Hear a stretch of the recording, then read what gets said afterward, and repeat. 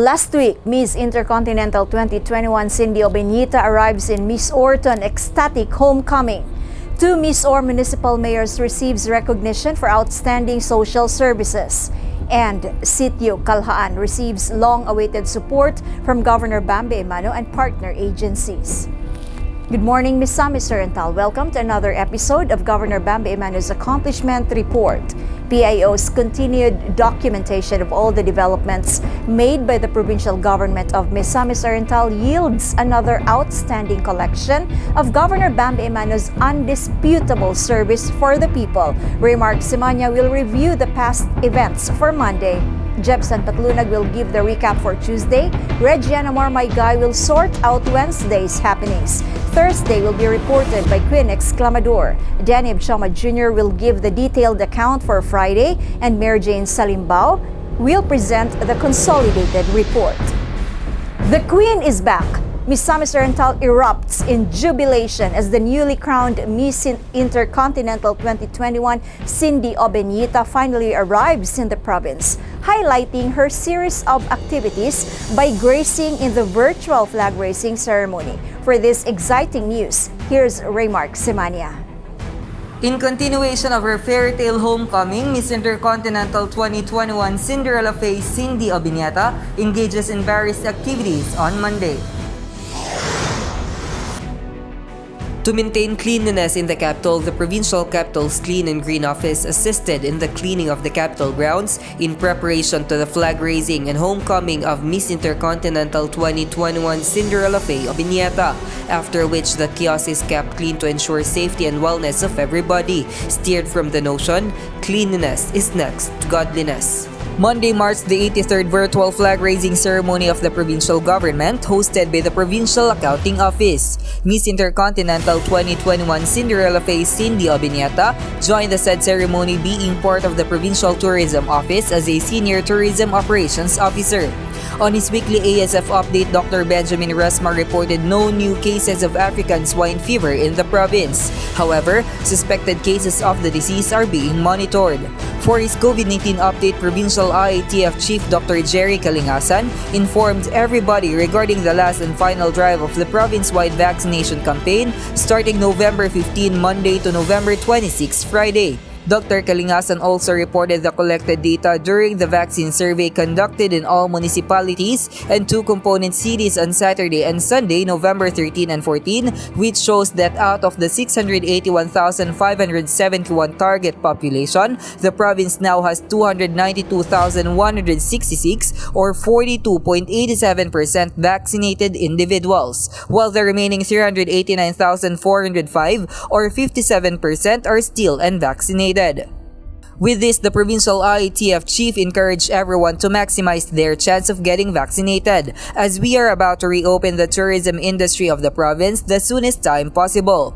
For the second part of the program held at the Provincial Capital Grounds, the provincial government commemorated the historic feat of Miss Intercontinental 2021 Cindy Obenita, highlighting her performance in the Miss Intercontinental 2021 coronation event. Governor Bambi Emano, Vice Governor Jigjag Pilaes, and Committee Chair on Tourism Honorable Misamis Oriental also gave her a plaque and a bouquet of flowers in recognition of her fairy tale-like journey.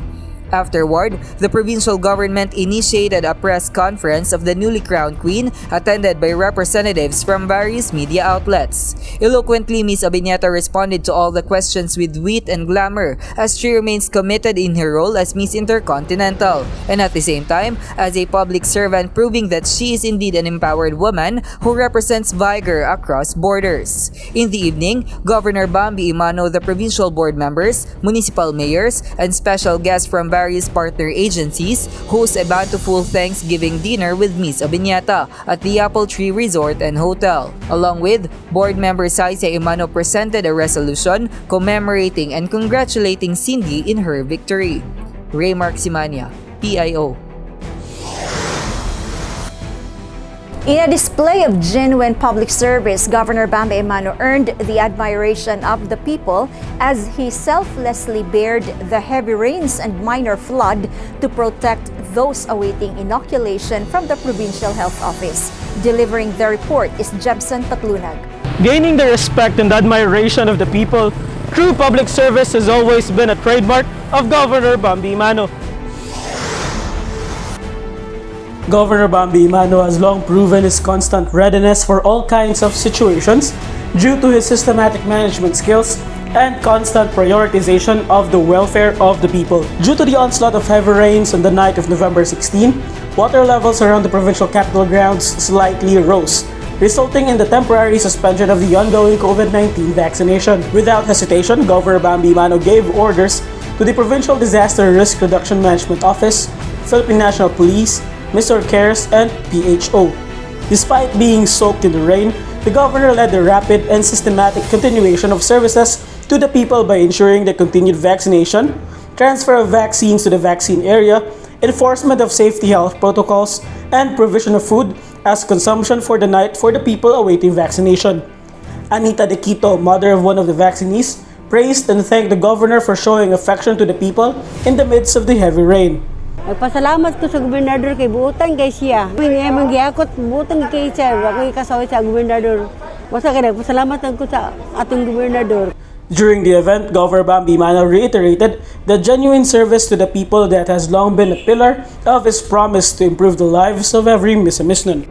To continue, in line with the ongoing initiatives for regional development, the Infrastructure and Utilities Development Committee of the Regional Development Council 10, with Governor Bambi Emano as the chairperson, held its fourth quarter RDC 10 Infracom meeting via Zoom. The meeting highlights the endorsements and discussion of projects such as the rehabilitation project of the Agus Pulangi Hydropower Complex under the series of projects Phase 1, Region 10 Infrastructure Sector Priority Programs, and projects for the Annual Investment Program for 2023, including other projects relating to the development of the province and the region. Present in the said event via teleconference are NEDA 10 Regional Director Myla Faye Aurora Carino, who also serves as the chairperson of RDC 10 Infracom, DPWH 10 Regional Director Zenaida Tan, LTFRB 10 Regional Director Aminoden Guro, Environment Management Bureau Regional Director Reynaldo Digamo, Plant Technical Services Division Manager Mr. Ray Polistico, COWD General Manager Engineer Benvenido Batar Jr., among others. And lastly, for Tuesday, personnel from the Provincial Management Information System or PMIS assisted Governor Bambi Emano during the virtual meeting of the Infrastructure and Utilities Development Committee of the Regional Development Council 10. The PMIS office provided additional internet connection by setting up another router at the Provincial ECCD office where Governor Bambi Emano stayed during the whole duration of the said virtual meeting. This is to ensure that in case of internet connection interruptions, Governor Bambi Emano will be able to immediately return to the Zoom meeting due to the immediate backup internet connectivity that will rectify the problem. Job sa Patlunag, PIO. Governor Bambi Emano shows his full support to the national government's national recovery efforts as the provincial government participates in the Barangayanihan Caravan. For the complete details, here's Regina Mormaygay. The 10-year of service Governor Bambi Emano vows to accomplish is undeniably a faithful endeavor of commitment and love for his people. On Wednesday, November 17, 2021, as the province of Misamis Oriental reaches greater heights, Governor Bambi Emano unfailingly possesses grit in supporting the national's program, which all envision, and to the greater good also for all his constituents. With the said cause, the provincial government of Misamis Oriental, represented by PIO head Jinky Rusit, participated in the simultaneous launching of the program coined as the Duterte Legacy Barangayanihan Caravan Towards National Recovery, spearheaded by Misamis Oriental Police Provincial Office. The happening ventured on the goal of manifesting the presence of good governance and better government service in letting the people continuously experience utmost progress in living. At the same time, PGMO informed the public of the many privileges under Governor Bambi Emano's leadership, correlating and mirroring Duterte's effective presidency in the observance of the whole nation approach.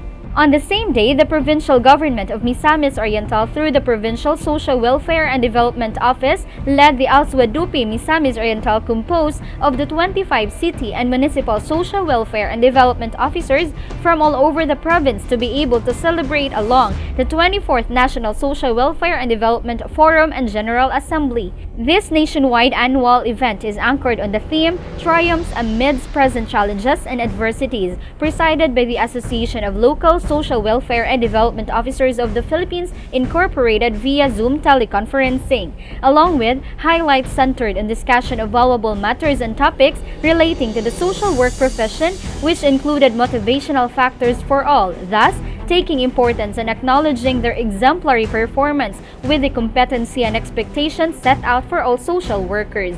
This avenue also determined the relevance, efficiency, impact, and sustainability of social welfare programs and services, so with the achievements attained through the years. With all the years that Governor Bambi, as the local chief executive of the province of Misamis Oriental, nakita og nabati gid pud nako ang iyang suporta sa tanang programa under the Provincial Social Welfare Office, no, kay kung dili pud sa maayo nga suporta ni Governor Bambi ang daghang nga mga programa dili pud ma-implementar sa Provincial Social Welfare and Development Office o kami sa mga matag lungsod. Notably, the province of Misamis Oriental garnered several awards. First, the LGU Gawad Parangal were in under the outstanding local chief executives in the field of social welfare and development. Claveria Mayor Honorable Miraluna S. Abrogar and Salay Mayor Honorable Angelo G. Capistrano Jr. received recognition as outstanding municipal mayors of the Philippines. Secondly, PSWDO Head and Board of Trustees Mindanao's President, Mr. John Lemar D. Abella, hailed as one of the awardees on the recognition to affiliated and re-affiliated chapters, while LSWDO retirees, namely Miss Ann Cynthia S. Rosabal from LGU Talisayan and Miss Jasileta L. Armisen of Alubihid, who all have shown unprecedented service. Regina Moratinel Maygay, PIO. The Environment and Natural Resources Office strengthens their mandate of protecting the environment and sustaining responsible utilization of natural resources by supporting a farmers association in El Salvador. For all details, here's Queen Exclamador. People and proactive. Governor Bambi Emano's good governance is putting people at the center of the development process. The Provincial Environment and Natural Resources Office, or ENRO, visited the Sambulawan Community Farmers Association Incorporated in El Salvador City during their regular monthly meeting and turned over 100 packs of Falcata seeds, which can allocate at least 45 hectares of land for planting. The previously turned over Falcata seeds were able to reach 22,000 grown seeds, or about 10 hectares of land, including the estimated or projected mortality rate within the process of survival. The fruit of labor under the direct leadership of Governor Bambi Emano continues to soar high despite the decreasing number of days in his administration as his term ends by 2022. Thus, the commitment is to serve the people still immense with passion in the commitment with his mantra, kung taga-Miss-or ka, secure ka.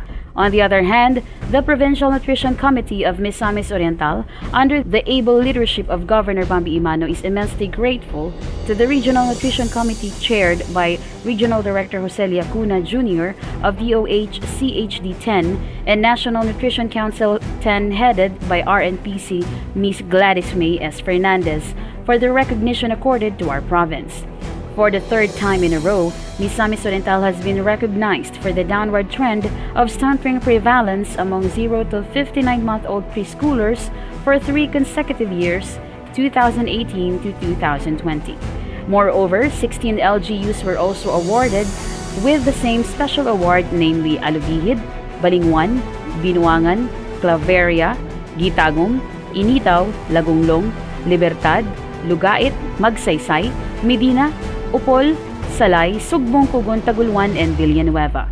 With this, profound gratitude was expressed to all the city, municipal, barangay nutrition committee members, headed by the mayors, punong barangays, to all the active C and MNAOs, PHO Nutrition Division staff, and our dear BNS for their concerted effort to end all forms of malnutrition and not just stunting, with the province of Misamis Oriental with the most number of municipalities as co-awardees. On the same day, the Capital Clean and Green Office did a cleaning of the farmers market in lieu to the farmers' selling of various agricultural products that emerged on Friday. With conviction, Misamis Oriental is abundant in all forms, driven and enriched by Governor Bambi Emano's genuine public service. Queen Exclamador, PIO. Sitio Calhaan in the municipality of Claveria once again experiences Governor Bambi Emano's outstanding services as they receive another round of much-needed support from the delegation led by PAGRO and PSWDO. PIO's Danny Abshama Jr. will give us the exact details of the event. On Friday, the Provincial Agriculture Office, with Provincial Agriculturist Jose Apollo Pacamalan and Pagro Agriculture Technologist Julie Buzarang, together with different private and government agencies, visited Sitio Calhaan, Barangay Minalwang in the municipality of Claveria. 15 carabaos were turned over to the residents of the community courtesy of the Philippine Carabao Center. Also present in the event were personnel from the Department of Social Welfare and Development Office 10 who gave 10,000 pesos and food packs to each of the 66 households in the community. Various agencies and offices also gave their support to the residents in the likes of the Provincial Library that gave books to the children, PSWD with 5 sacks of rice, Bureau of Fisheries and Aquatic Resources with 15 bags of tilapia feeds, TESDA with housing materials and training allowance, PhilFIDA with stripping knives, as well as Ulticon Builders Incorporated with construction tools. The visit is part of the government's LCAC program, which restores communities that were severely affected by the armed conflicts against NPA terrorists.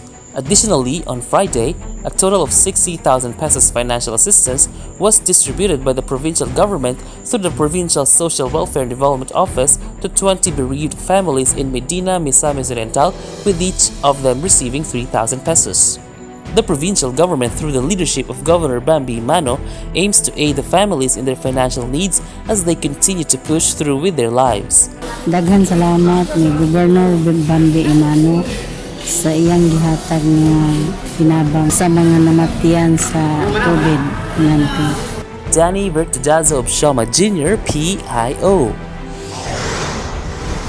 The consolidated accomplishments of the provincial capitals, offices, and departments gives birth to a Misamis Oriental whose potentials have been unlocked, with the key being Governor Bambi Emano. For the consolidated report, here's Mary Jane Salimbao. The whole week was filled with splendor as the province of Misamis Oriental showcased different activities which proves the effective leadership of Governor Bambi Emano. Misamis Oriental was filled with excitement and joy for the magnificent and magical one-week fairytale homecoming of Miss Intercontinental 2021 Cinderella Faye Cindy Obiñeta.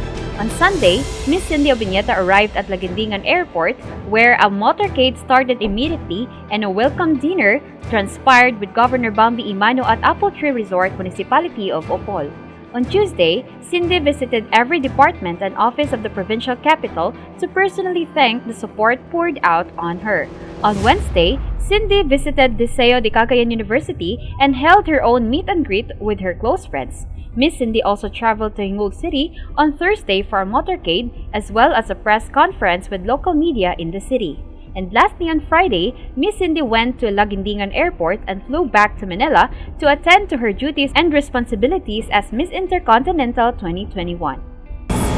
Yes, to Governor Bambi Emano, Gov, my never-ending thanks, my profound gratitude to you, Gov, for being there in all of my pageant journeys. Meanwhile, on November 17 to 19, 2021, the Provincial Social Welfare and Development Office turned over food packs to different municipalities of the province, comprising of 200 food packs to individuals or families at Laguindingan affected by the COVID-19 pandemic, which was received by Ms. Edna Fabria in coordination with Board Member Nancy Madhos, 150 food packs to families affected by flash flood in Villanueva, which was received by Mr. Hermie June Aliera in coordination with Board Member Dumadag, 5 sacks of rice to individuals in crisis at Sitio Calhaan, Minalwang, Claveria, which was received by Mr. Jomark Buna. On November 15 to 19, 2021, Provincial ECCD Office had Ms. Meridine Upot, along with Ms. Catherine Magallanes and Ms. Jennifer Timkang, participated in the 25th Virtual Conference of the Asian Federation on Intellectual Disabilities with the theme Transforming Schools and Communities for Inclusion, hosted by the Philippine Association of the Intellectual Disabilities, or PAFED Incorporated. Since the implementation of AFED, this year is the third time that the Philippines was able to host the said conference. It was also participated by other Asian countries like Hong Kong, India, and Japan, among others. This year's first ever virtual AFED conference aims to provide an international platform for educators, professionals, researchers, parents, students, and other groups from the local and international community who share the advocacy and interest of transforming schools and communities through inclusive practices. Included in the practices are those in education and development, socio-civic trusts, family and community engagement, and policies for quality education and lifelong learning for empowerment and independence amidst the global pandemic. On November 16 to 19, 2021, the Provincial Disaster Risk Reduction and Management Office under Mr. Fernando Vincent T. Jr., together with the Provincial Planning and Development Office and Provincial Social Welfare and Development Office, co-facilitated a training workshop on developing a contingency plan for emerging and re-emerging infectious diseases at Hotel de Susana Resort, Valencia City. The output will be part and parcel of our disaster preparedness, since the threat of COVID-19 has changed the response to a disaster and not only affected the society and its economic activity, but as well as the contingency plan for any disaster response. Governor Bambi Emano is all out and in full support of all disaster preparedness and response activities for the province of Misamis Oriental. Additionally, the Environment and Natural Resources Office, headed by Engineer Rene Gingging, successfully attended the two-day webinar workshop on the fundamentals of the Provincial Mining Regulatory Board hosted by the DENR NGB 10. The workshop aims to harmonize the fundamentals of PMRB from the evaluation of the applications, technical working group composition and report, up to the PMRB meetings and parliamentary procedurals. The workshop also aims to focus on the standardization and harmonization among all PMRB Secretariat to realize a common goal in providing an orderly and improved scheme in facilitating PMRB meetings in the region. On November 18 and 19, a mass rabies vaccination was conducted in the municipality of Manticao. This is in collaboration with the Provincial Veterinary Office, headed by the Rabies Vaccination Team and the Municipal Agriculture Office of Manticao, wherein a total of 592 dogs and cats were vaccinated. The goal and purpose of conducting mass rabies vaccination are to protect stray dogs and cats from the rabies disease that can be transmitted to humans. On November 15 to 19, 2021, with the downtrend of COVID-19 cases in the province, the Provincial Governor's Extension Office perpetually made great efforts in extending basic services to the Misamisnons. To start, Dr. Patricia Lim joined Dr. Maria Bibeni Tagarda Casino and the Health Office this week and catered 321 clients availing free medical check-up and free medicine. Tagulwan Sangguniang Bayan member and surgeon Dr. Ignacio Bobby Factora did 7 minor surgeries, while 14 men had their circumcision, and our 3-in-1 services catered to 7 clients, availing free embalming, free coffin, and free transportation. The Provincial Governor's Extension Office is undeniably a place of refuge for the people of Misamis Oriental, especially to the Tagulwanans. This week, 128 individuals were able to receive financial assistance for their various needs like medical and hospital bills. In line with the expanded program on immunization, on November 15 to 19, 2021, the Provincial Health Office, with the assistance of other departments like PDRRMO and HR, the team managed to inoculate a whopping 993 vaccinees with their first dose of Pfizer, which seemed to be an insurmountable challenge. With Governor Bambi Emano on site, people were more determined to get the job in spite of the unfavorable weather conditions. Alongside, another vaccination rollout was held at the Capitol grounds with a total of 143 who received their first dose of Pfizer and 91 who received their second dose of Pfizer, 1 person who received their first dose of Sinovac, 2 more got their second dose of Sinovac, and 2 finally completed their second dose of Sputnik. Also, the said office distributed the following vaccines to LGUs, comprising of Pfizer with 41,976 doses, Sputnik with 2 doses, AstraZeneca with 23,130 doses, Moderna with 15,720 doses, and Sinovac with 22,550 doses. For the COVID-19 surveillance team, PHO personnel swabbed 2 individuals. Also, the PHO clinic attended 16 patients, 1 exhibited influenza-like illness, 1 requested for medical clearance, and 14 other reasons seeking for medical consult. For this week, a total of 1,303 people were also screened by the same team for vaccination rollout. For the Animal Bite Treatment Center, 28 patients were served with 8 new cases, while for the Mental Drug-Induced Psychosis Program, 19 patients were served with no new cases for mental health. Jane Salimbao, PIO. Leading from the front, Governor Bambi Emano brought pride, confidence, and inspiration to every Misamisnan. With his leadership, we as a province have achieved the things that we previously thought could never be possible. With 220 days left in office, Governor Bambi Emano will continue to do what he has always done, that is, to do what is right, not what is easy. Jinky Rosit, PIO.